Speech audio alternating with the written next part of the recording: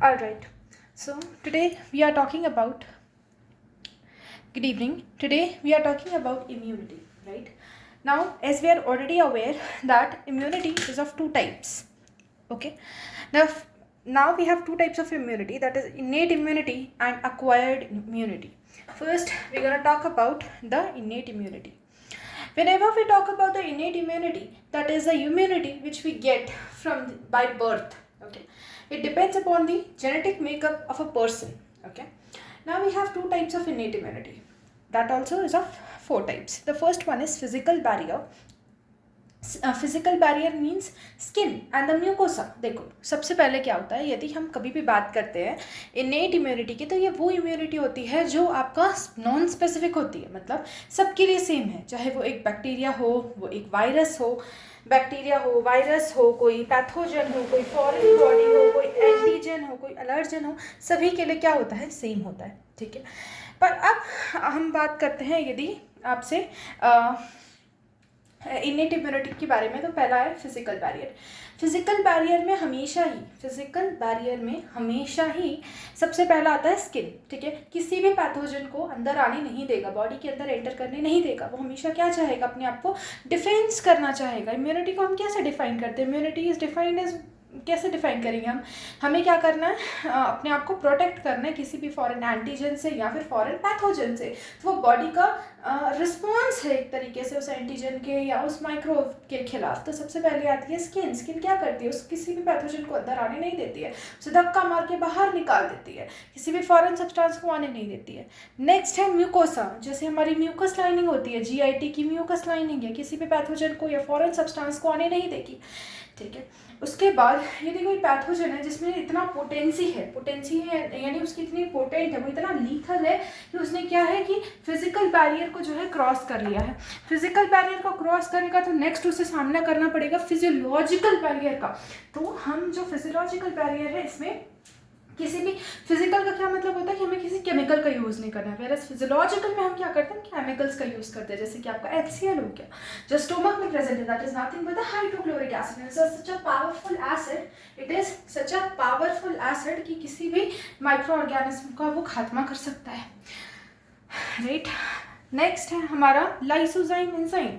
Lysozyme enzyme किसमें present होती है, हमारे सलाइवा में प्रेजेंट होती है, हमारे टीयर्स में प्रेजेंट होती है. कोई भी फॉरेन पार्टिकल आएगा उसे आने नहीं देगी, उसे किल कर देगी, उसे डिस्ट्रॉय कर देगी, उसे ख़त्म कर देगी वहीं पे. यदि कोई पैथोजन अभी भी इतना काबिल है कि उसने स्किन क्रॉस कर लिया, म्यूकस क्रॉस कर लिया, लाइसोजाइम से बच गया, उसके बाद आता है हमारा सेलुलार बैरियर. नाम से समझ में आ रहा है, सेलुलार मीन्स हमें क्या करना है, सेल का यूज़ करना है. कौन सा सेल है, WBC एक ऐसा सेल है that is nothing but white blood cells. ऐसे सेल्स है जो हमारी बॉडी को प्रोटेक्ट करते हैं अगेंस्ट एनी हार्मफुल माइक्रोब और harmful pathogen, and that is what we are going to discuss. That is nothing but the cellular barriers. तो अब हम जानते हैं हमारे पास WBC दो तरीके के होते हैं. एक होता है आपका हमारे पास दो तरीके का WBC होता है. एक होता है ग्रैन्युलोसाइट, दूसरा होता है अग्रैन्युलोसाइट. ग्रैन्युलोसाइट्स वो होते हैं जिसके साइटोप्लाज्म में ग्रैन्यूल्स पाए जाते हैं. ठीक है, जब आप उस WBC को स्टेन करते हो तो उसके साइटोप्लाज्म में यदि आपको ग्रैन्यूल्स मिलते हैं, then that particular is known as granulocytes. जैसे कि हमारे तीन होते हैं, न्यूट्रोफिल, इओसिनोफिल एंड बेसोफिल. इसका नाम कैसे पड़ा, देखो इओसिनोफिल हम इसलिए बुलाते हैं कि उस WBC को जब हम स्टेन करते हैं ना, तो वह एसिडिक स्टेन लेता है. ठीक है, वेरस बेसोफिल, उसे हम लोग बेसोफिल इसलिए बोलते हैं क्योंकि जब हम उसकी स्टेनिंग करते हैं तो वो बेसिक स्टेन को एब्जॉर्ब करता है. और न्यूट्रोफिल कोई भी स्टेन नहीं लेता, ना एसिडिक ना बेसिक, इसलिए वो न्यूट्रोफिल नाम है. अब बात करते हैं अग्रैन्युलोसाइट, जिसके साइटोप्लाज्म में ग्रैन्यूल्स नहीं पाए जाते, that is lymphocyte and monocyte. अब इसमें हमारे पास दो सबसे खास सेल्स होते हैं, हमारे सबके favourite, neutrophil and monocytes. Neutrophil थोड़े कम पावरफुल होते हैं, मोनोसाइट्स थोड़े ज़्यादा पावरफुल होते हैं. ठीक है, तो जो सबसे ज़्यादा अबंडेंट सेल पाए जाते हैं हमारी बॉडी में, दैट इज न्यूट्रोफिल. ठीक है, न्यूट्रोफिल क्या होता है आपका, फेगोसाइटोसिस में हेल्प करता है. फेगोसाइटोसिस क्या होता है, फेगोसाइटोसिस का मतलब होता है, ऑलराइट, फेगोसाइटोसिस का मतलब होता है किसी भी फॉरेन पैथोजन को, किसी भी फॉरेन बैक्टीरिया को जब हम किल करते हैं, फॉरेन बैक्टीरिया को हम किल करते हैं तो उसे हम लोग क्या बुलाते हैं, फेगोसाइटोसिस बुलाते हैं. कोई भी WBC यदि फेगोसाइटोसिस करती है तो वो अमीबॉइड लाइक मूवमेंट शो करती है across the capillary, and that is known as amoebosis. ठीक है।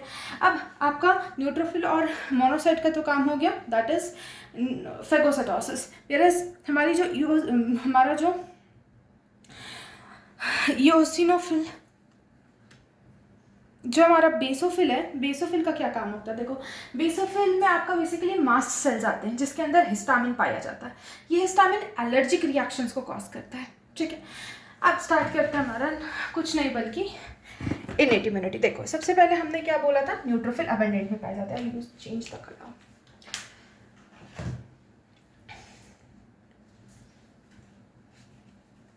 सबसे पहले हमने बोला न्यूट्रोफिल आपका अबंडेंट में पाए जाते हैं। तो कोई भी फॉरेन बैक्टीरिया यदि आपका आइडेंटिफाई होगा तो न्यूट्रोफिल उसे पहले पकड़ेगा। जैसे ही न्यूट्रोफिल उसे पकड़ेगा तो कोई भी पैथोजन होगा, उसके पास टॉक्सिन होगा। टॉक्सिन 2 तरीके का होता है, एंडोटॉक्सिन होगा, एक्सोटॉक्सिन होगा। तो टॉक्सिन उस न्यूट्रोफिल में छिड़केगा, क्योंकि जो पैथोजन है उसमें भी क्या होता है? आपका रेजिस्टेंस होता है।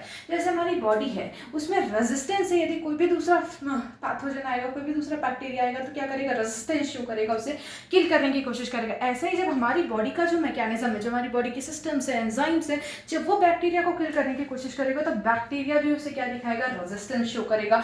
बैक्टीरिया भी उससे लड़ने की कोशिश करेगा, बिकॉज कोई भी पैथोजन होगा वो होस्ट सेल क्यों चाहेगा? हमारा सेल क्या है? होस्ट सेल है ना, तो वो होस्ट सेल क्यों चाहेगा? The basic reason is nutrition and reproduction. क्या चाहेगा वो? न्यूट्रिशन चाहेगा हमारी बॉडी से, क्योंकि हम होस्ट सेल है, राइट? हम होस्ट सेल है, तो हमारी बॉडी से ही वो क्या करेगा? अपना न्यूट्रिशन डिराइव करेगा। ग्लूकोज है और जितनी भी उसकी नेसेसरी रिक्वायरमेंट्स फॉर रिप्रोडक्शन, वो सारी वो हमारी ही बॉडी से जो है वो यूज़ करेगा, रिप्रोड्यूस करेगा, ठीक है।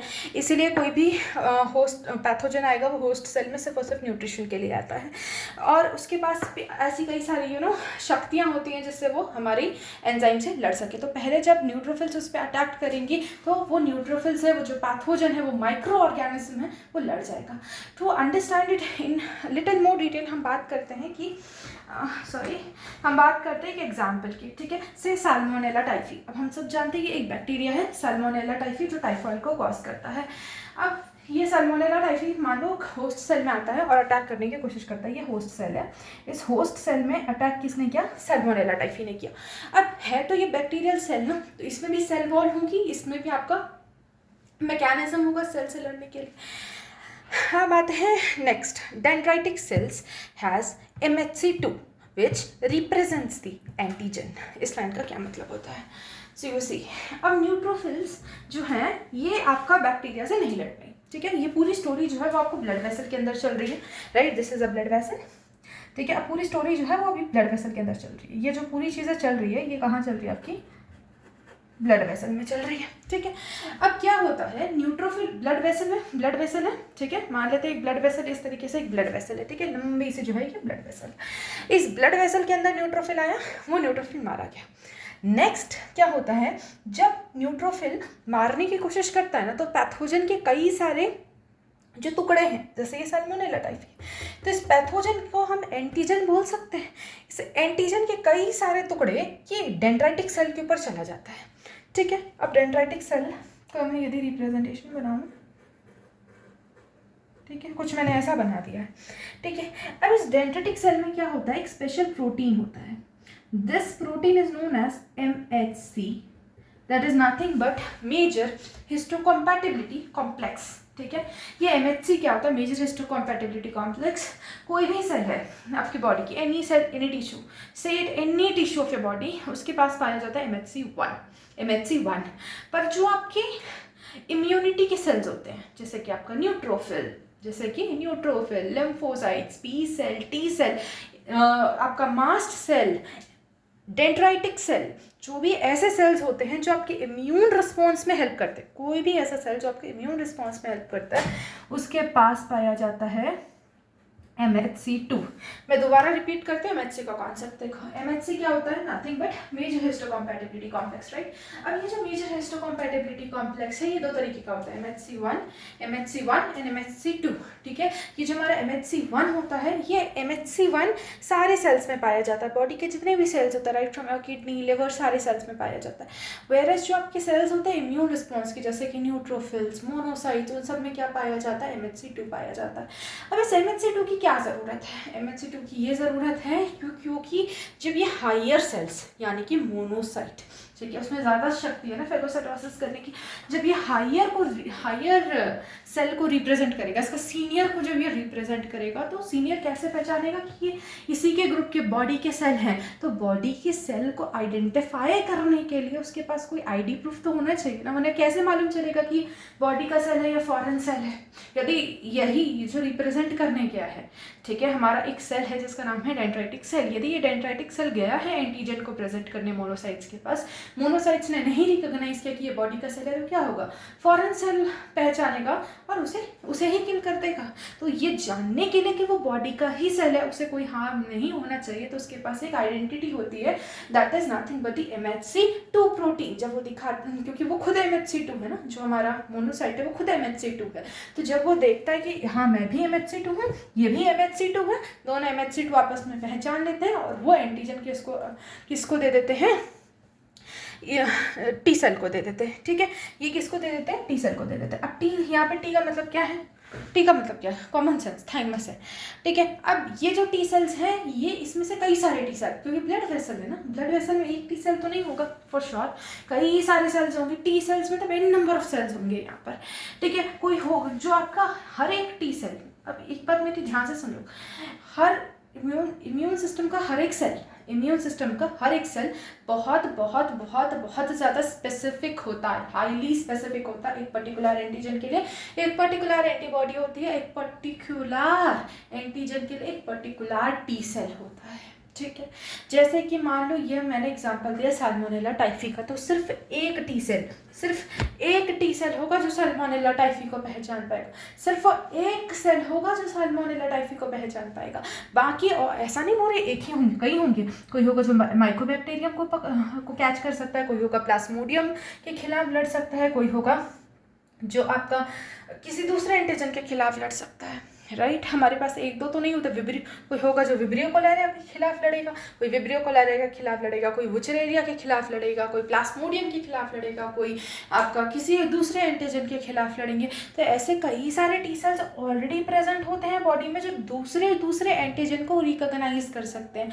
अभी यदि हम एक एग्जाम्पल ले रहे हैं साल्मोनेला टाइफी के लिए, तो से ये वाला सेल है जो सिर्फ साल्मोनेला टाइफी को पहचान सकता है, तो सिर्फ एक टी सेल होगा जो उसे बेसिकली उस एंटीजन को रिकॉग्नाइज कर पाएगा, उस एंटीजन को जो डेंड्राइटिक सेल लेकर आया था, जिसकी बाइंडिंग हुई थी, जिस एंटीजन की बाइंडिंग हुई थी डेंड्राइटिक सेल से। And again I tell you, कोई भी डेंड्राइटिक सेल किसी भी एंटीजन को उठाकर लेकर नहीं जाएगा। It is also very very very very specific. Dendritic cell भी उसी एंटीजन को उठाएगा जिस एंटीजन के लिए वो बना है, और उसी एंटीजन को टी सेल को रिप्रेजेंट करेगा, और कई ही सारे टी सेल होंगे पर सिर्फ एक टी सेल होगा जो उस एंटीजन को रिकॉग्नाइज करेगा। और जो टी सेल उसको रिकॉग्नाइज करेगा, जिस टी सेल के साथ उसकी बाइंडिंग होगी, वो पर्टिकुलर सिर्फ वो एक टी सेल जो है वो एक्टिवेट हो जाएगा।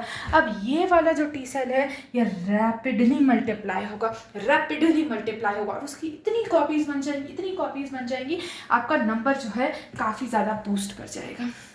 अब ये जो सेल्स इतनी सारी बन गई हैं, ये क्लासिफाई की जाएंगी as cytotoxic cells, helper T cells and memory T cell. अब जो हम पढ़ रहे हैं वो किसके बारे में पढ़ रहे हैं, टी सेल के बारे में पढ़ रहे हैं, है ना। अभी हमने बोला ना कि टी सेल को रिप्रेजेंट किया, तो जब आप टी सेल को रिप्रेजेंट कर रहे हो तो यही टी सेल्स है ना जो cytotoxic cells, helper T cells और मेमोरी टी सेल में क्लासिफाई हुए हैं। ये जो आपका मेमोरी टी सेल है, नाम से समझ में आ रहा है, it is only and only concern with the memory, सिर्फ और सिर्फ ये मेमोरी से कंसर्न है, इसका और कोई भी काम नहीं है। ठीक है, जो भी एनकाउंटर होगा उस पूरे एनकाउंटर की मेमोरी को रखेगा memory T cell, so that subsequent यदि अटैक हुआ तो, जैसे अभी साल्मोनेला टाइफी आया है, बॉडी फाइट करेगी और कई सारे एंटीबॉडीज जो है वो बना के स्टोर कर लेगी। आगे हम बात करेंगे उसके बारे में। उसके बाद यदि सब्सिक्वेंट अटैक होता है तो आपका मेमोरी टी सेल्स में सारी इन्फॉर्मेशन होती है कि पास्ट में क्या अटैक हुआ था, और तुरंत ही n नंबर ऑफ कॉपीज बन जाएंगी उसी एंटीबॉडी की एकदम रैपिड स्पीड से, जिससे कि वो बैक्टीरिया जो है साल्मोनेला टाइफी वो आसानी से डिफीट कर पाएगा। ठीक है, इसीलिए एक मेमोरी का होना काफ़ी ज़्यादा ज़रूरी होता है। एक जो आपका अटैक हुआ है और सब्सिक्वेंट अटैक की जो मेमोरी है उसका होना काफ़ी ज़्यादा ज़रूरी होता है। बेसिकली आपका memory T sales directly participate नहीं करते हैं एक बैक्टीरिया को किल करने में, बल्कि जो अटैक हुआ है, ठीक है, उस अटैक की इंफॉर्मेशन रखते हैं और उसी इंफॉर्मेशन को सो दैट जब आगे सब्सिक्वेंट अटैक हो तो उसमें हेल्प करते हैं by activating the cells which are going to produce the antibodies. अब आते हैं नेक्स्ट, ये हो गया किसके बारे में, मेमोरी टी सेल के बारे में। अब आते हैं हेल्पर टी सेल का क्या काम है। हेल्पर टी सेल क्या करता है, जो एंटीजन देखो सबसे पहले कौन आया था, डेंड्राइटिक सेल्स आए थे, राइट। जो मेमोरी आपको डेंड्राइटिक सेल ने दी थी, जो मेमोरी डेंड्राइटिक सेल को टी सेल, पहले न्यूट्रोफिल आए थे, मारे गए थे। अब जो पैथोजन था सैल्मोनेला टाइफी, उसको एक पर्टिकुलर डेंड्राइटिक सेल ने पहचाना, उस पर्टिकुलर डेंड्राइटिक सेल ने उस पर्टिकुलर पैथोजन को टी सेल को दिया। सारे टी सेल्स में से सिर्फ एक टी सेल था जिसने उस पैथोजन को पहचाना, आइडेंटिफाई किया। आइडेंटिफिकेशन के बाद क्या हुआ, उस टी सेल की मल्टीपल कॉपीज बनी जो आगे क्लासीफाई करी गई cytotoxic cells, helper T cells and memory T cells में। अब क्या हुआ कि जो आपका हेल्पर टी सेल है उस पर्टिकुलर एंटीजन को लेगा और अब बी सेल को देगा। बी सेल फर्दर दो तरीके के होते हैं, एक होता है आपका मेमोरी बी सेल और plasma cell. Again memory B cell सिर्फ और सिर्फ मेमोरी का काम करता है और कुछ नहीं करता है, सिर्फ और सिर्फ मेमोरी का ही काम करता है, जो भी अटैक कर होगा उसका ही काम करेगा। प्लाज्मा सेल इसमें बहुत ज़्यादा हेल्पफुल होता है क्योंकि प्लाज्मा सेल क्या करता है, एंटीबॉडीज़ को प्रोड्यूस करता है, ठीक है। अब हम बात करते हैं यहाँ पे साइटोटॉक्सिक सेल का क्या काम था। नाम से समझ में आ रहा है, cyto means cell, toxic means it will produce toxins against, ये खुद के सेल के लिए टॉक्सिन नहीं प्रोड्यूस करेगा, it will produce toxins against the antigen, it will produce the toxins against the antigen which is present in a cell. मतलब क्या हुआ आप देखो, अब ये तो पता है तुम्हें साइटोटॉक्सिक सेल किसका पार्ट है, टी सेल का पार्ट है ना, टी सेल का ही पार्ट है। तो जब टी सेल एंटीजन को पहचानता है तो I am sure cytotoxic cells भी उस एंटीजन को पहचानेगा, तो उस पर्टिकुलर एरिया में जाएगा cytotoxic T cell. Point number 7, cytotoxic T cell में जाएगा, प्लाज्मा बी सेल जाएगा, कहाँ जाएगा, to the site of infection. Cytotoxic cell क्या करेगा, बैक्टीरियल सेल को, इन्फेक्टेड सेल को क्या करेगा, मार डालेगा। वेयरएज ब्लड वेसल में क्या करेगा, प्लाज्मा बी सेल मारेगा। कैसे मारेगा, by producing the antibodies. I am sure ये नहीं समझ में आया, मैं दोबारा समझाती हूँ। देखो यहाँ तक आई होप समझ में आ गया है कि पहले न्यूट्रोफिल था, एक बैक्टीरिया आया था जिसका नाम था, आई एम श्योर एक बात सब समझ में आ गई है कि हमारे पास एक बैक्टीरिया था जिसका नाम था सैल्मोनेला टाइफी। काफ़ी प्यारा सा बैक्टीरिया था जिसने आपकी स्किन को हरा दिया, म्यूकस मेम्ब्रेन को हरा दिया। सब कुछ हराने के बाद जैसे ही वो स्किन के अंदर आपका एंटर करता है वो ब्लड में पहुंचा।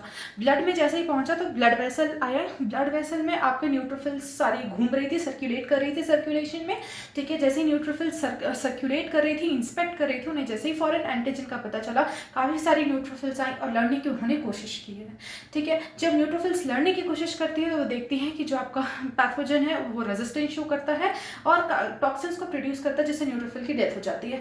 अब जो टूटे हुए पार्ट होते हैं एंटीजन के, वो डेंड्राइटिक सेल आती है और डेंड्राइटिक सेल्स उसे क्या करती है, अपने सेल पे कैरी करती है, अटैच करती है। एक पर्टिकुलर डेंड्राइटिक सेल उस पर्टिकुलर पैथोजन को आइडेंटिफाई करती है और प्रोड्यूस करती है उससे सीनियर को, यानी कि टी सेल को। टी सेल जैसे एक पर्टिकुलर, बिकॉज ये काफ़ी स्पेसिफिक होता है, ठीक है, हम जानते हैं कि ये काफ़ी स्पेसिफिक होता है, बहुत ज़्यादा स्पेसिफिक होता है। Particular thing will react to a particular antigen only. Okay अब क्या होता है कि आपका एक पर्टिकुलर सेल आता है और उसे आइडेंटिफाई कर लेता है T cell. T cell further classify होता है cytotoxic cell, helper T cell, memory T cell में। हेल्पर टी सेल तो गया, इसने बी सेल को जाके एक्टिवेट कर दिया। वरस साइटोटॉक्सिक सेल क्या करता है, साइटोटॉक्सिक सेल सिर्फ और सिर्फ सेल्स में एक्ट करता है। यदि कोई भी पैथोजन है, मान लो यहाँ पे मैं बना देती हूँ, स्टोमक बना देती हूँ, ठीक है। मान लो कोई टॉक्सिन है, सैल्मोनेला टाइफी कहाँ एक्ट करता है, स्टोमक पे तो एक्ट करता है ना। तो मान लो ये स्टोमक पे गया और यहाँ पे स्टोमक के सेल्स पे एक्ट करने लगा, ये सेल है स्टोमक का, इसमें जाके एक्ट करने लगा।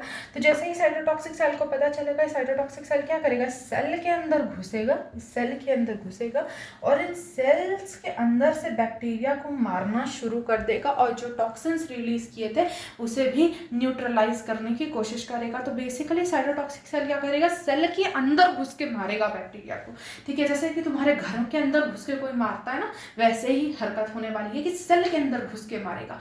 वेयरएज ये जो प्लाज्मा सेल है, अब बी सेल को एक्टिवेट कर दिया था ना, यहाँ पे देखो ये जो आपके यहाँ पे जो हमारे हेल्पर टी सेल था, नाम से समझ में आ रहा है ये हेल्प करेगा, ये इन्फॉर्मेशन सीनियर को पास करेगा। तो इससे सीनियर कौन है? बी सेल है, बी सेल को पास करेगा। जैसे ही बी सेल को ये इन्फॉर्मेशन जाएगी, बी सेल फर्दर क्या करेगा, अब से यहाँ से स्टोरी कहाँ पे चलने लगेगी, आपकी लिम्फ नोड में चलने लगेगी। अब बी सेल को जाएगा, बी सेल भी एंटीजन को, जो बहुत सारे बी सेल होंगे राइट, बहुत सारे बी सेल्स होंगे, उसमें से सिर्फ एक बी सेल होगा जो उस पर्टिकुलर एंटीजन को रिकॉग्नाइज करेगा। जो रिकॉग्नाइज कर लेगा उसी की मल्टीपल कॉपीज बनेगी जो आगे जाके क्लासीफाई होंगी as the memory B cell, plasma cell. अब ये जो मेमोरी बी सेल है कुछ नहीं करेगी, फाइट में डायरेक्टली पार्ट नहीं लेगी, इनडायरेक्टली जो भी हुआ है एनकाउंटर उसे याद करने की कोशिश करेगी।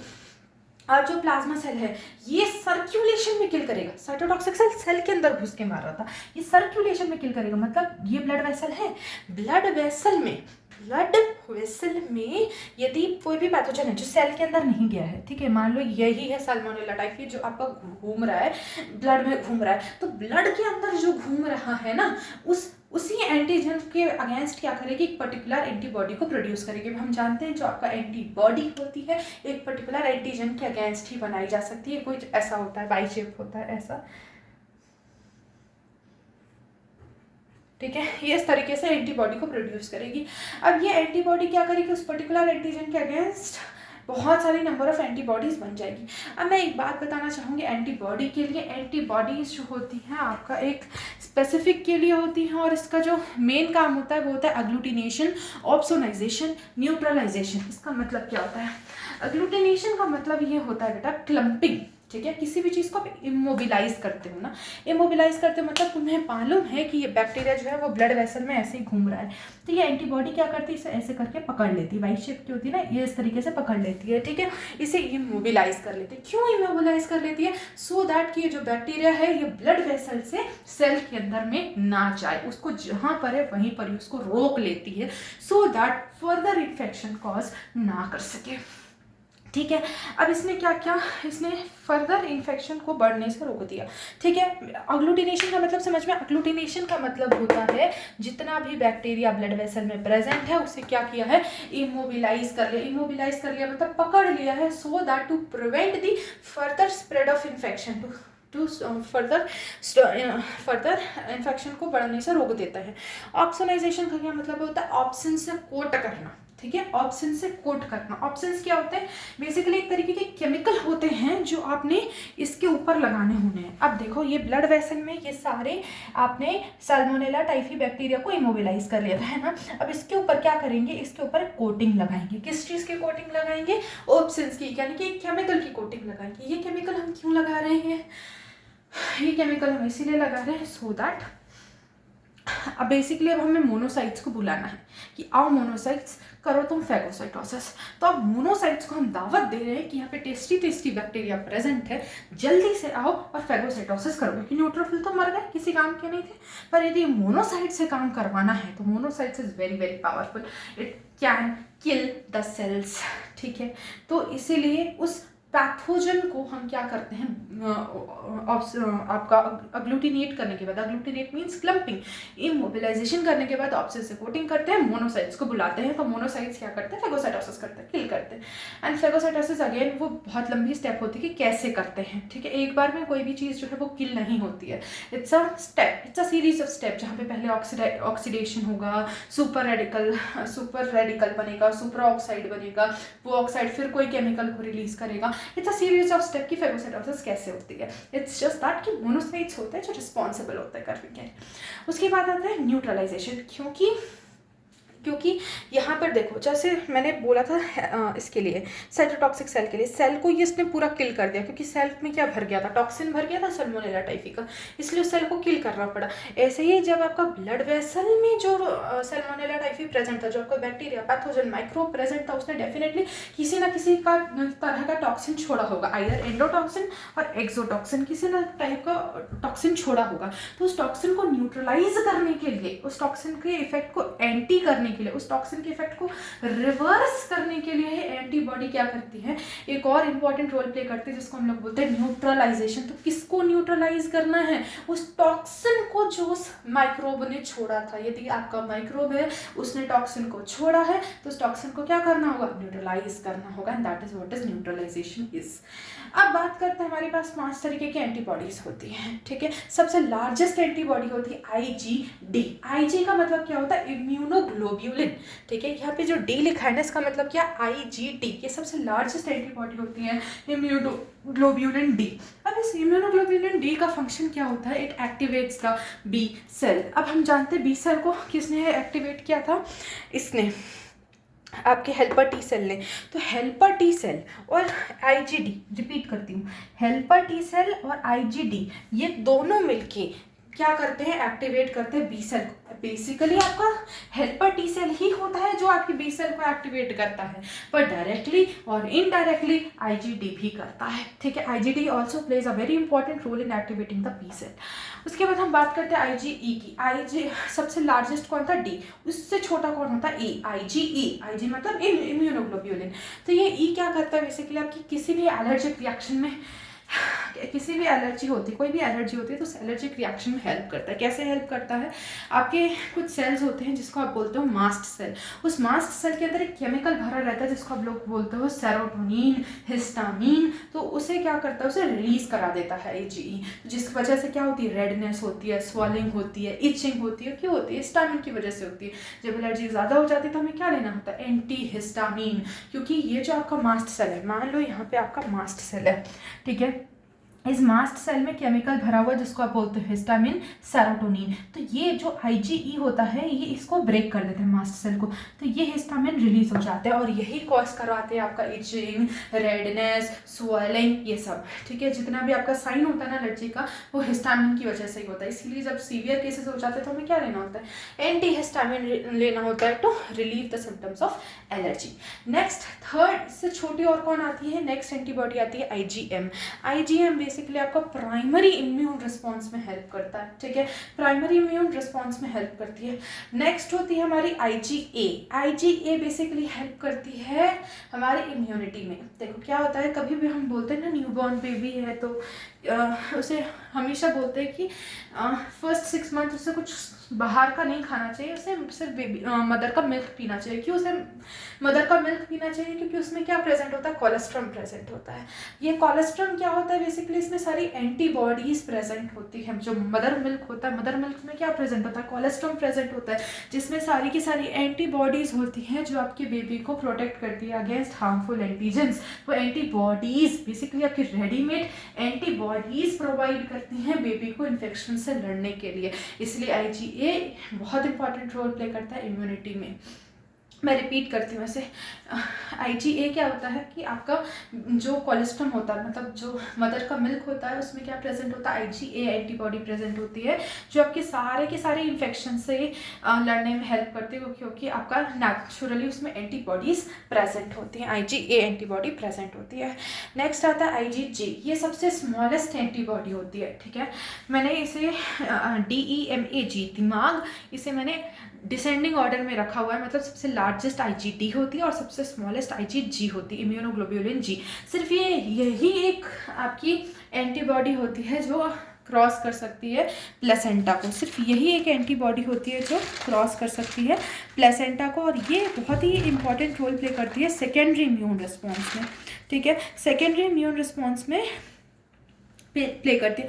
तो मुझसे पूछोगे प्राइमरी इम्यून रिस्पॉन्स और सेकेंडरी इम्यून रिस्पॉन्स का क्या मतलब होता है। प्राइमरी इम्यून रिस्पॉन्स वो होता है जब कोई भी फॉरेन, जहाँ पे हमने बोला ना प्राइमरी रिस्पॉन्स, हमने यहाँ बोला सेकेंडरी रिस्पॉन्स। तो प्राइमरी और सेकेंडरी रिस्पॉन्स क्या होता है, जब भी कोई पैथोजन जैसे साल्मोनेला टाइफी, यदि कोई पैथोजन बाहर से नेचुरली आपकी बॉडी में आ जाता है वाया फूड बॉर्न रूट और फिर ओरल रूट के थ्रू, फीकल रूट के थ्रू या किसी दूसरे रूट के थ्रू, जब पैथोजन नेचुरली आपकी बॉडी से आता है और आपकी body first time for the very first time उससे एक्ट करती है, उसके खिलाफ एंटीबॉडीज प्रोड्यूस करती है, रिस्पॉन्ड करती है, रेजिस्टेंस शो करती है, then that is primary response.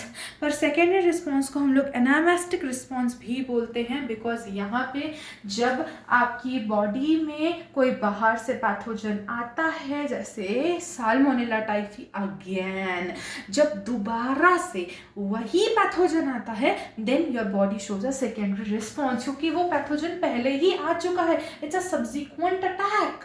ठीक है, तो जब दोबारा से वो पैथोजन आएगा तो आपकी बॉडीज में ऑलरेडी उसके खिलाफ कई सारी एंटीबॉडीज प्रेजेंट हैं, कई सारे आपका मेमोरी बी सेल और मेमोरी टी सेल दोनों में कई सारी मेमोरी ऑलरेडी है, तो वो धड़ाधड़ बहुत ही फास्ट रेट से बहुत ही कम समय में पहली बार आएगा तो टाइम लगाएगी बॉडी, है ना। पहले एंटीजन आएगा, फिर उसे आप प्रेजेंट करोगे, प्रेजेंट के बाद मल्टीप्लिकेशन होगा और उसके बाद एंटीबॉडी बनेगी, फिर रिएक्ट करेगी। पर इस केस में ऑलरेडी एंटीबॉडीज बनी हुई है, तो बहुत ही फास्टर रेट से बहुत ही कम समय में कई सारी एंटीबॉडीज बनती हैं और बहुत ही एक्टिवली, बहुत ही आसानी से उस पैथोजन को हरा देती है। तो उस तरीके के रिस्पॉन्स को हम लोग सेकेंडरी रिस्पॉन्स बोलते हैं, जिसके लिए IgG एंटीबॉडीज रिस्पॉन्सिबल होती है। अब हमने एक नाम सुना है, दैट इज इराइथ्रोब्लास्टोसिस फीटालिस। अब इसका क्या मतलब होता है? इराइथ्रोब्लास्टोसिस फीटालिस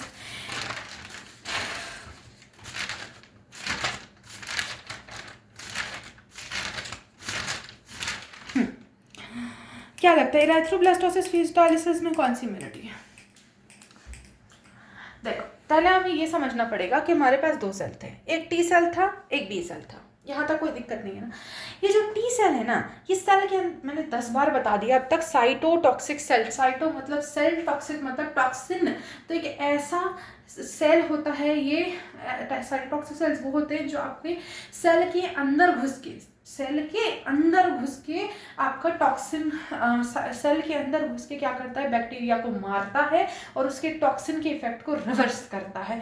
ठीक है, तो ये साइटोटॉक्सिक सेल के अंदर घुस के मारता है, इसलिए हम जो इम्यूनिटी साइटोटॉक्सिक सेल देता है, रिपीट करती हूँ, जो इम्यूनिटी साइटोटॉक्सिक सेल प्रोवाइड करता है उसे हम लोग बोलते हैं सेल मीडिएटेड इम्यूनिटी। क्या बुलाते हैं? Cell mediated immunity. क्यों बोलते हैं सेल मीडिएटेड इम्यूनिटी? क्योंकि ये वो इम्यूनिटी है जहाँ पे आपका साइटोटॉक्सिक सेल के अंदर घुस के मारता, that is why it is known as cell mediated immunity.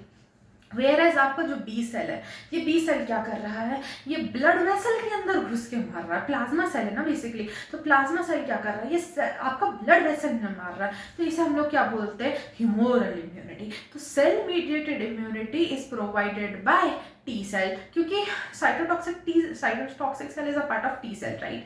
तो हम बोल सकते हैं कि टी सेल जो इम्यूनिटी प्रोवाइड करता है उसको हम लोग बुलाते हैं सेल मीडिएटेड इम्यूनिटी, और जो इम्यूनिटी बी सेल प्रोवाइड करता है that is known as humoral immunity. ये कॉन्सेप्ट एक बार फिर से, जो आपका साइटोटॉक्सिक सेल है, ये सेल के अंदर घुस के बैक्टीरिया का खात्मा करता है, तो ये जो है सेल मीडिएटेड इम्यूनिटी को प्रोवाइड करता है। ठीक है, और जो हमारा प्लाज्मा सेल है, ये ब्लड वेसल के अंदर घुस के मारता है, तो it's a part of B cell. तो बी सेल क्या देती है आपको, ह्यूमोरल इम्यूनिटी देती है।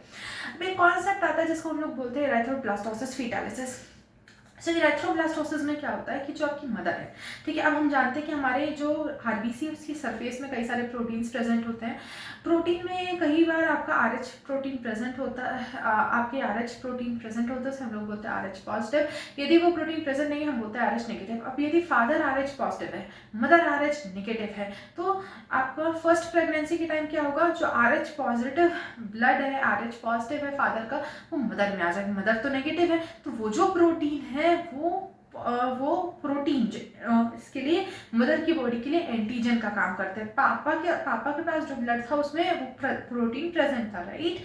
अब वही RH प्रोटीन यदि मदर के पास आएगा तो उसके लिए, मदर के लिए तो वो प्रोटीन एंटीजन होना फॉरेन बॉडी हुई ना, तो उसके लिए क्या करता है, कई सारे एंटीबॉडीज को प्रोड्यूस कर लेता है। तो पहले टाइम पे जो फर्स्ट प्रेगनेंसी में जो बच्चा होता है काफ़ी एनेमिक प्रेजेंट होता है, जॉन्डिस वगैरह के फीचर्स को प्रेजेंट करता है। जॉन्डिस मतलब एक्सेस बिलीरुबिन इन ब्लड, ठीक है, अब उसके फीचर्स को प्रेजेंट करता है। पर सेकेंड टाइम में क्या होता है, इतनी एंटीबॉडीज बनती है कि बच्चा जो है बच नहीं पाता, मर जाता है, राइट। सो ये कौन सी टाइप की इम्यूनिटी हुई? यदि कोई पूछता है इराइथ्रोब्लास्टोसिस फीटालिस कौन सी तरीके की हुई, तो क्या कर रहे हो आप, बेसिकली क्या कर रहे हो, ब्लड में देखो, ये ब्लड है, ब्लड, ये ब्लड है, ब्लड वेसल है, इसके अंदर ब्लड है ना, इसके अंदर ब्लड है, इसके अंदर आएगा आपका प्रोटीन।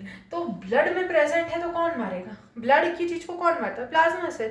प्लाज्मा सेल किसका पार्ट है? बी सेल का पार्ट है। तो बी सेल को और क्या बोलते हो? Humoral immunity. तो जब भी कोई पूछता है एरिथ्रोब्लास्टोसिस फीटालिसिस में कौन से टाइप की इम्यूनिटी है, तो क्या बोलोगे? कौन से टाइप है? ह्यूमोरल इम्यूनिटी है। नेक्स्ट, यदि मैं पूछूं कि जब ग्राफ्ट रिजेक्शन होता है, ठीक है, ग्राफ्ट रिजेक्शन क्या होता है? मान लो किसी की लेफ्ट किडनी फेल हो गई, ठीक है, पूरी तरीके से बर्बाद हो गई है लेफ्ट किडनी, आपने किसी दूसरे की लेफ्ट किडनी को डाला, ब्लड की मैचिंग आपने कर ली थी, ब्लड मैच कर लिया था, उसके बाद आपने किडनी को ट्रांसप्लांट किया है, पर वो तो फॉरेन बॉडी है ना, फॉरेन बॉडी है, तो क्यों एक्सेप्ट करेगी आपकी बॉडी? तो क्या करेगी? इम्यून रिस्पॉन्स शो करेगी, और जो आपने ट्रांसप्लांटेशन किया है उस ट्रांसप्लांटेशन को किल करने की कोशिश करेगी। अब तुम खुद से सोचो, किडनी क्या है? सेल है। अब सेल के अंदर घुस के तुम मार रहे हो, तो कौन से टाइप की इम्यूनिटी हुई? By common sense cell mediated immunity. क्योंकि क्या करेगा? साइटोटॉक्सिक टी सेल होगा जो बोलेगा कि यार ये तो हमारी बॉडी की किडनी नहीं है, उसे रिजेक्ट कर देगा कि भाई ये हमारी बॉडी की किडनी नहीं है, तो फॉरेन है। एंटीजन समझ के मारेगा। एंटीजन समझ के कौन मारेगा? साइटोटॉक्सिक टी सेल, जो किसका पार्ट है? टी सेल का। क्या बुलाते हैं? Cell mediated immunity. ठीक है, अब एक लास्ट एग्जांपल, ये अब तुम खुद से सोच के बताओ, यदि कभी भी पैथोजन, अब यहाँ तक हमें समझ में आया, जो इम्यूनिटी हमें बी सेल से मिलती है उसे हम लोग ह्यूमोरल इम्यूनिटी बोलते हैं, जो इम्यूनिटी हमें टी सेल से मिलती है उसे हम लोग सेल मीडिएटेड इम्यूनिटी बोलते हैं। ग्राफ्ट रिजेक्शन के लिए सेल मीडिएटेड इम्यूनिटी रिस्पॉन्सिबल होती है, और एरिथ्रोब्लास्टोसिस फीटालिसिस के लिए ह्यूमोरल इम्यूनिटी रिस्पॉन्सिबल होती है। यदि हमारा पैथोजन फर्स्ट टाइम बॉडी में घुसता है तो उसे हम लोग क्या बोलते हैं? Primary immune response. पर वही यदि सेम पैथोजन हमारी बॉडी में सेकेंड टाइम घुसता है तो उसे हम लोग क्या बोलते हैं? Secondary immune response. वो प्रोटीन जो हमारी बॉडी के हर एक सेल में प्रेजेंट होता है वो क्या होता है? MHC1, major histocompatibility complex 1। और यदि जो आपके जो हमारे इम्यून सिस्टम के सेल्स होते हैं, जैसे कि आपका मैक्रोफेजेस, मोनोसाइट्स, न्यूट्रोफिल्स, डेंड्राइटिक्स, उसके पास क्या होता है? MHC2 प्रोटीन होता है, मेजर हिस्टोकम्पैटिबिलिटी कॉम्प्लेक्स 2 प्रेजेंट होता है। अब यदि हम इस पूरे इनेट इम्यूनिटी के रिस्पॉन्स को फ्लोचार्ट में प्रेजेंट करना चाहें तो ये फ्लोचार्ट कुछ ऐसा दिखेगा, जो आपको बोलता है कि यदि कोई बैक्टीरिया आता है, इस बार हमने एग्जांपल लिया था सैल्मोनेला टाइफी, ठीक है, तो वही लेते हैं कि यदि न्यूट्रोफिल्स फाइट करते करते मर गए तो मोनोसाइट्स आएंगे, मोनोसाइट्स डेंड्राइटिक सेल को बुलाएगा, ये डेंड्राइटिक सेल अपने ऊपर बैक्टीरियल एंटीजन को लेकर जाएगा जो टी सेल को रिप्रेजेंट करेगा। T cells further divides as cytotoxic cell, memory T cell, helper T cell. ठीक है, साइटोटॉक्सिक तो आपके सेल के अंदर जाके मारेगा, पर helper T cell B cell को एक्टिवेट करेगा। B cell plasma B cell हो सकता है, मेमोरी बी सेल हो सकता है। प्लाज्मा बी सेल जो है वो आपके टॉक्सिन को किल करने में प्रेजेंट करेगा। 3 तरीके से ये एंटीबॉडीज़ को प्रोड्यूस करेगा। एंटीबॉडीज़ के 3 काम थे, एग्लूटिनेशन, ऑप्सोनाइजेशन, न्यूट्रलाइजेशन। फाइनली आपका मोनोसाइट ही होगा जो क्या करेगा? किल करने की कोशिश करेगा। तो डेंड्राइटिक सेल को किसने बुलाया था? मोनोसाइट ने बुलाया था। फाइनली फेगोसाइटोसिस भी कौन करेगा? मोनोसाइट करेगा। ठीक है, तो हमारे पास 5 तरीके की एंटीबॉडी थी, IgD-EMA-G। ठीक है, IG का मतलब होता है इम्यूनोग्लोब्यूलिन। ये प्राइमरी रिस्पॉन्स के लिए। सेकेंडरी रिस्पॉन्स के लिए, इम्यून रिस्पॉन्स के लिए रिमेंबर होता ज़रूरी होता है memory T cell and memory B cell, जो आपकी इस एनकाउंटर की रिपोर्ट रखते हैं और क्या करते हैं? आपको सेकेंडरी इम्यून रिस्पॉन्स में हेल्प करते हैं। तो सेकेंडरी इम्यून रिस्पॉन्स किसकी वजह मतलब क्या होता है? जब पैथोजन सेकेंड टाइम पे एंटर करता है। ठीक है, ये सब हमने किसके बारे में बात की है? इनेट इम्यूनिटी के बारे में बात की है। अब हम जानते हैं हमारे पास 2 तरीके की इम्यूनिटी होती है ना, एक होती है इनेट इम्यूनिटी, दूसरी होती है हमारी एक्वायर्ड इम्यूनिटी। राइट, एक मिनट, हमारे पास 2 तरीके की इम्यूनिटी होती है, एक होती है इनेट इम्यूनिटी, दूसरी होती है आपकी एक्वायर्ड इम्यूनिटी। राइट, अब हम बात करते हैं एक्वायर्ड इम्यूनिटी की। ये तो बात थी सिर्फ इनेट की। राइट, इनेट में हमने देखा कि 4 होते हैं, physical barrier, physiological, cellular, cytokine. Acquired में हमने देखा सेल मीडिएटेड होता है, ह्यूमोरल होता है। सेल मीडिएटेड टी सेल से मिलता है, मीडिएटेड टी वो उसका टी से टी सेल, फिर ह्यूमोरल इम्यूनिटी।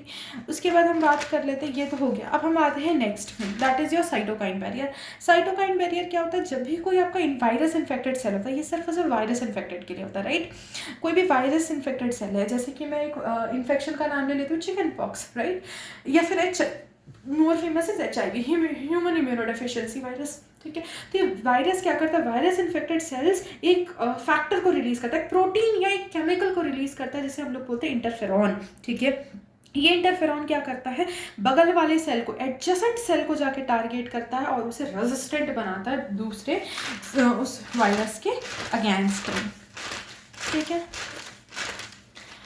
ये था एंटीबॉडी के बारे में। अब हम बात करते हैं एंटीबॉडी के स्ट्रक्चर के बारे में। एंटीबॉडी का जो स्ट्रक्चर होता है उसमें दो लाइट चेन होती है, एक हैवी चेन होती है, इसलिए हम लोग उसको बोलते हैं H2L2, मतलब 2 हैवी चेन है, 2 लाइट चेन है।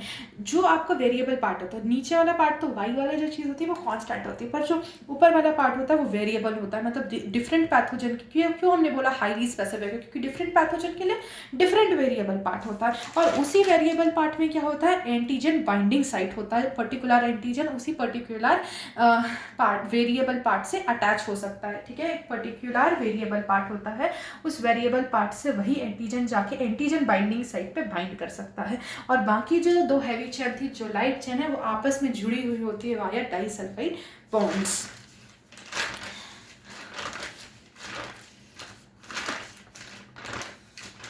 ठीक है, ये था इनेट इम्यूनिटी के बारे में। अब बात करते हैं एक्वायर्ड इम्यूनिटी। एक्वायर्ड इम्यूनिटी 2 तरीके की होती है, एक्टिव, पैसिव। अब हम ये सब हो गया था इनेट के बारे में। आई होप इनेट के बारे में एवरीथिंग इज क्लियर, ठीक है। 1 मिनट मुझे दो।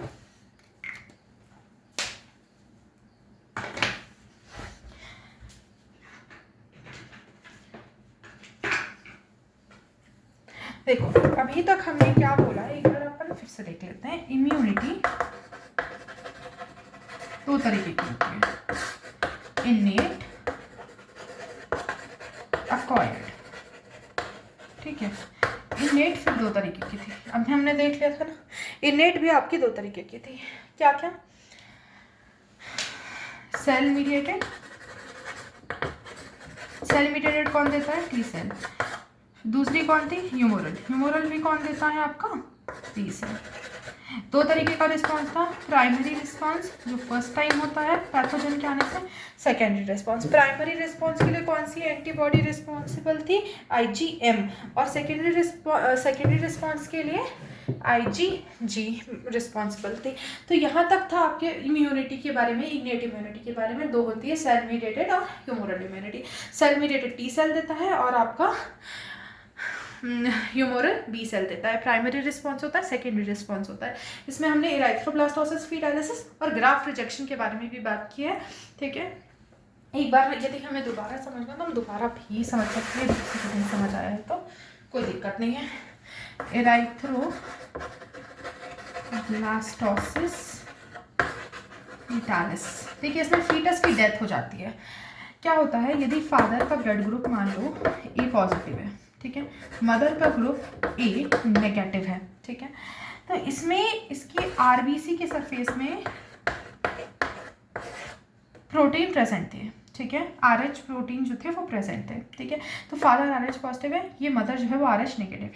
सिंस ये नेगेटिव है, अब ये मदर की ब्लड वेसल है, जब इसमें फादर का एंटीजन जाएगा तो इसके पास जो सेल है मदर के पास, उसमें तो प्रोटीन नहीं है, पर फादर के सेल पे प्रोटीन है। तो ये जो आपके प्रोटीन है, ठीक है, ये प्रोटीन मदर के लिए एंटीजन का काम करेंगे, तो ये जो मदर की बॉडी इसके सेल पे अटैक कर देगी, तो जिस वजह से क्या होगा, आपका फीटस का जो सेल है इस पे क्या होगा, एंटीबॉडी अटैक करेगी और फीटस के सेल को डिस्ट्रॉय करने की कोशिश करेगी, ठीक है। सिंस ये पूरी एक्टिविटी कहाँ हो रही है, ब्लड वेसल में हो रही है, तो ब्लड वेसल में जो घुस के मारता है वो कौन है, प्लाज्मा सेल।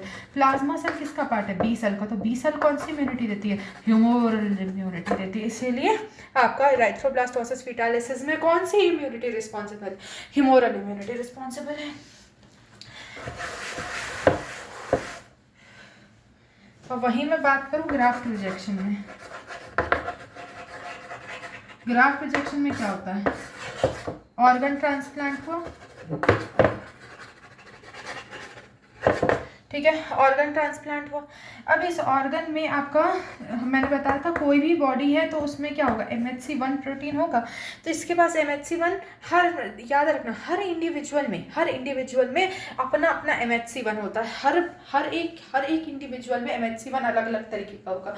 जैसे सबका फिंगरप्रिंट सेम नहीं होता ना, ऐसे ही सबका MHC1 भी जो है वो सेम नहीं होता, सबकी बॉडी में अलग अलग होता है। तो ये जो उसकी बॉडी है इस ऑर्गन को क्या समझेगी, फॉरेन समझेगी। जब इसको फॉरेन समझने की गलती कर बैठेगी तो इस पर क्या करेगी, अटैक करेगी। तो जब इस पर अटैक करेगी तो हमें क्या चाहिए पड़ेगा, अब मुझे बताओ, यदि आपका सेल है, ठीक है, WBC है, तो ये से क्या समझेगी, फॉरेन समझेगी ना। इस पर क्या करेगी, सेल के अंदर, किडनी के सेल के अंदर घुस के क्या करेगी, उसको डिस्ट्रॉय करेगी। तो इस सेल के अंदर 10 बार बताया है, जब भी आपका साइटोटॉक्सिक सेल के अंदर घुस के मारता है तो कौन सी इम्यूनिटी होती है, सेल मीडिएटेड इम्यूनिटी होती है, क्योंकि सेल के अंदर घुस के मार रहा है। तो ऐसे में हम लोग क्या करते हैं, हम यूज़ करते हैं इम्यूनोसप्रेसिव एजेंट, जिससे आपका ग्राफ्ट रिजेक्शन ना हो। इम्यूनोसप्रेसिव एजेंट का एग्जांपल क्या हो सकता है, साइक्लोस्पोरिन ए, ठीक है, जो आपका मोनास्कस परप्यूरियस से निकाला जाता है ना, वो साइक्लोस्पोरिन ए, उसे हम लोग यूज़ कर सकते हैं एज अ इम्यूनोसप्रेसिव एजेंट। ये सब हमने किसके बारे में बोला था, इनेट इम्यूनिटी के बारे में। अब कौन सी इम्यूनिटी, एक्वायर्ड इम्यूनिटी। एक मिनट, थोड़ा सा और प्लेन कर सकती हूँ मैं इसे, एक मिनट।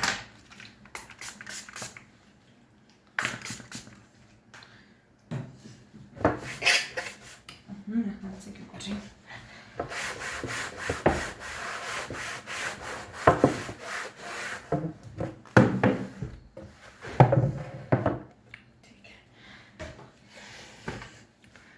अब कौन सी इम्यूनिटी, ये थी इनेट। अब कौन आती है, acquired, right. Acquired immunity again दो तरीके की होती है, एक्टिव, पैसिव। एक्टिव और पैसिव। एक्टिव में आप दो तरीके की हो सकती है, एक हो सकता है आपका नेचुरल एक्टिव और दूसरा हो सकता है आर्टिफिशियल एक्टिव, ठीक है। Natural active, artificial active, sorry, natural active, artificial active. Passive में भी दो हो सकता है, नेचुरल पैसिव, आर्टिफिशियल एक्टिव। अब मुझे इस सब का मतलब जानना है। देखो मैंने क्या बोला, एक्वायर्ड इम्यूनिटी हमारे पास दो तरीके की होती है, आपका एक्टिव, पैसिव। एक्टिव भी नेचुरल एक्टिव हो सकती है या फिर आर्टिफिशियल एक्टिव हो सकती है। पैसिव में भी नेचुरल एक्टिव हो सकता है और आर्टिफिशियल एक्टिव हो सकता है। अब क्या होता है नेचुरल एक्टिव का मतलब, ठीक है, नेचुरल एक्टिव का मतलब होता है जब पैथोजन खुद से आता है। आर्टिफिशियल एक्टिव का मतलब होता है वैक्सीन जब आप लगाते हो, जो इतनी देर से हम लोग देख रहे हैं ना, वो नेचुरल एक्टिव है, मतलब पैथोजन खुद से आया, जैसे साल्मोनेला टाइफी, कोरोना, ठीक है, किसी सरफेस से आ गया। मान लो यहाँ पे आपका ये बैक्टीरिया प्रेजेंट है, ठीक है, और मैंने ऐसे हाथ रखा, ये बैक्टीरिया स्किन को क्रॉस नहीं कर पाए, स्किन को ऐसे लिया और उस बैक्टीरिया ने क्रॉस किया, पेनिट्रेट कर गया, और ये जो बैक्टीरिया है ये मेरे हाथ के अंदर घुस गया, बॉडी के अंदर घुस गया, ठीक है। तो वो होता है नेचुरल, ठीक है, जब बैक्टीरिया जो है खुद से आता है। आर्टिफिशियल मतलब जब हम बुलावा देते हैं, जैसे कि इन केसेस ऑफ वैक्सीन, जो आपने वैक्सीन ली थी, जैसे कोरोना वैक्सीन, DPT वैक्सीन, तो कोई भी वैक्सीन है उसमें हम क्या कर रहे हैं, या तो आपका वीक, डेड, लाइव वीक या फिर डेड बैक्टीरिया को क्या कर रहे हैं, पैथोजन को क्या कर रहे हैं, अंदर ले रहे हैं, जिससे आपकी बॉडी जो है उसके खिलाफ क्या प्रोड्यूस कर रही है, एंटीबॉडी को प्रोड्यूस कर रही है।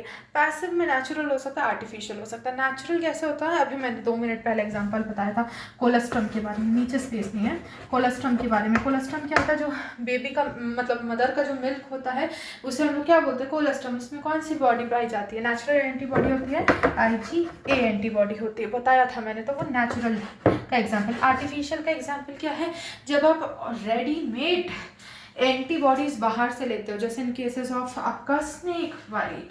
स्नेक बाइट में क्या होगा, आपको वेट नहीं कर सकते कि कब बॉडी बनाएगी, आराम से बनाएगी, बॉडी जो है वो आराम से बनाएगी, एंटीबॉडीज बनाएगी, इतना टाइम हम नहीं ले सकते, राइट। हमारे पास टाइम नहीं है प्राइमरी रिस्पॉन्स का, हमें इमीडिएट एक्शन चाहिए, तो हम क्या करते हैं, बाहर से रेडीमेड एंटीबॉडीज क्या करते हैं, एंटीबॉडी या एंटीसीरा को क्या करते हैं, बॉडी के अंदर डाल देते हैं। बिकॉज स्नेक वेनोम में क्या होता है, ये आपके नर्वस सिस्टम को, सेंट्रल नर्वस सिस्टम को क्या जाकर अटैक करता है, तो जब नर्वस सिस्टम को हानि पहुंचा सकता है तो बहुत ज़्यादा डेंजरस है। सो इमीडिएट एक्शन के लिए हम लोग क्या करते हैं, डाल देते हैं, एंटीबॉडी डाल देते हैं, ठीक है।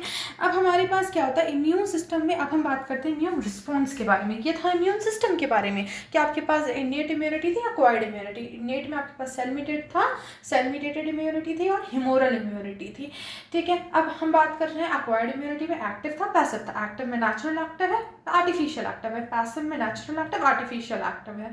रिवाइज कर लेते हैं एक बार। नेचुरल में क्या, नेचुरल एक्टिव क्या है, वैक्सीन। नेचुरल एक्टिव में पैथोजन खुद से आता है, जैसे कि आपका सैल्मोनेला टाइफी है, किसी रूट से आता है। आर्टिफिशियल में वैक्सीन हो सकते हैं। नेचुरल पैसिव आपको कोलेस्ट्रम से मिलता है, IgA antibodies. Artificial in cases of snake bite, जब वेनोम होता है तो हम एंटीसीरस डायरेक्टली ले लेते हैं because these toxins are very harmful. अब हम बात करते हैं इम्यून रिस्पॉन्स के बारे में। Now what is all this?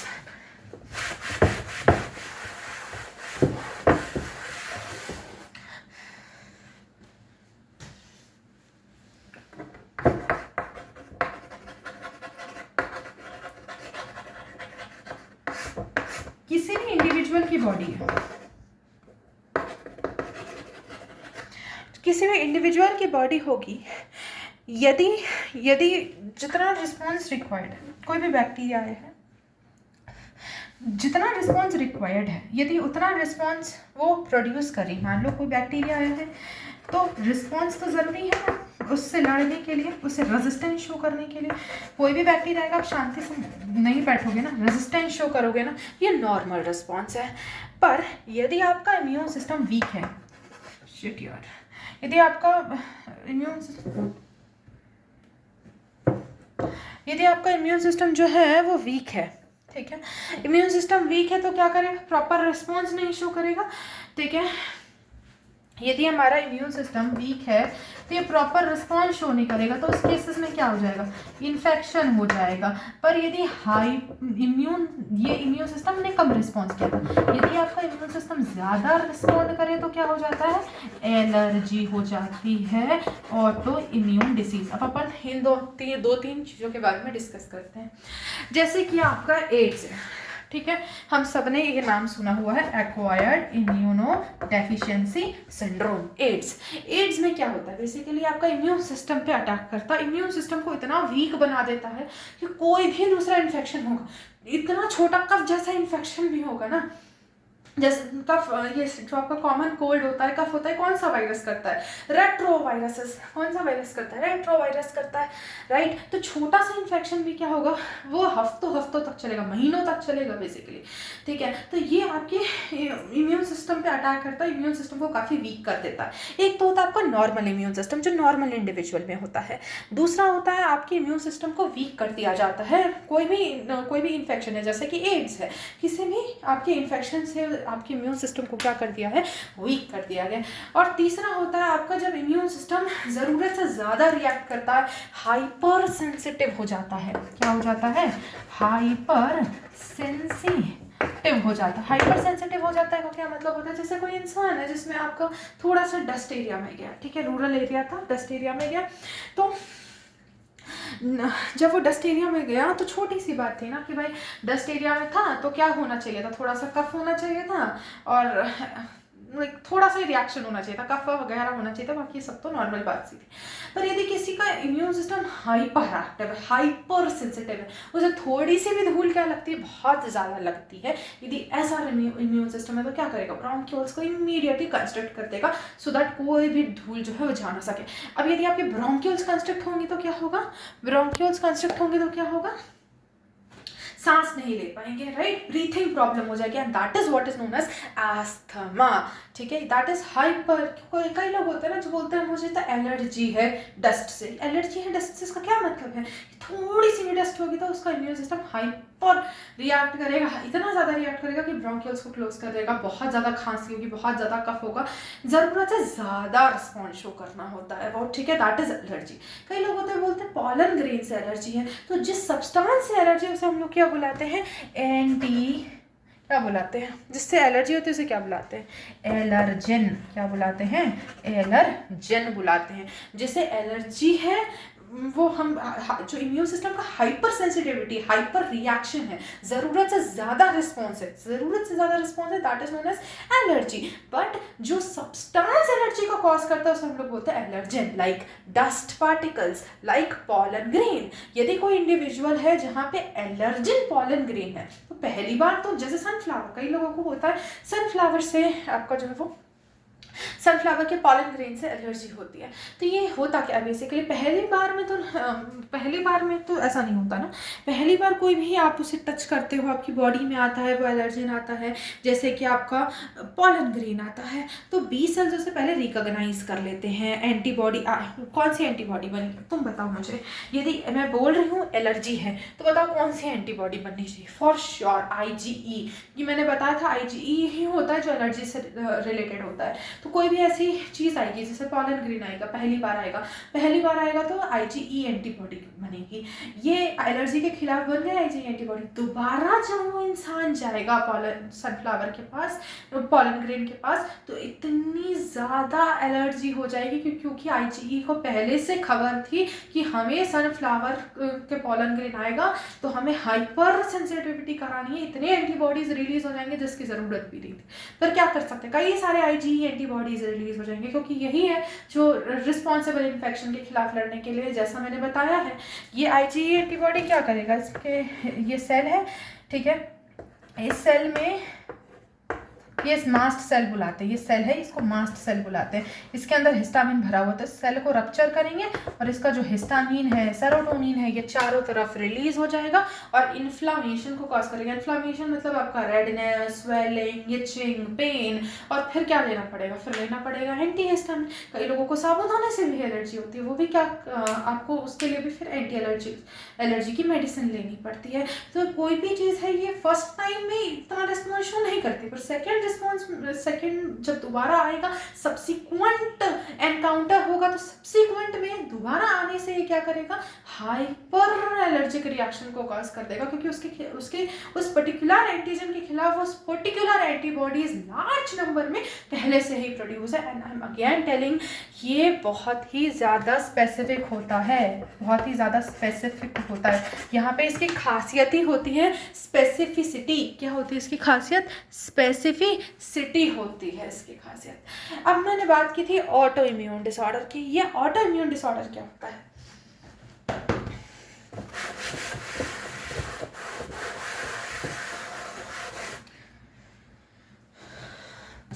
देखो क्या होता है कि कोई भी सेल है, मैंने पहले ही बोला था ये सेल है, एनी सेल है, ठीक है, कोई भी सेल होगा तो उसमें कौन सा होगा, MHC1 या 2, थक गई अब तो मैं सिखाते कि MHC1 होता है,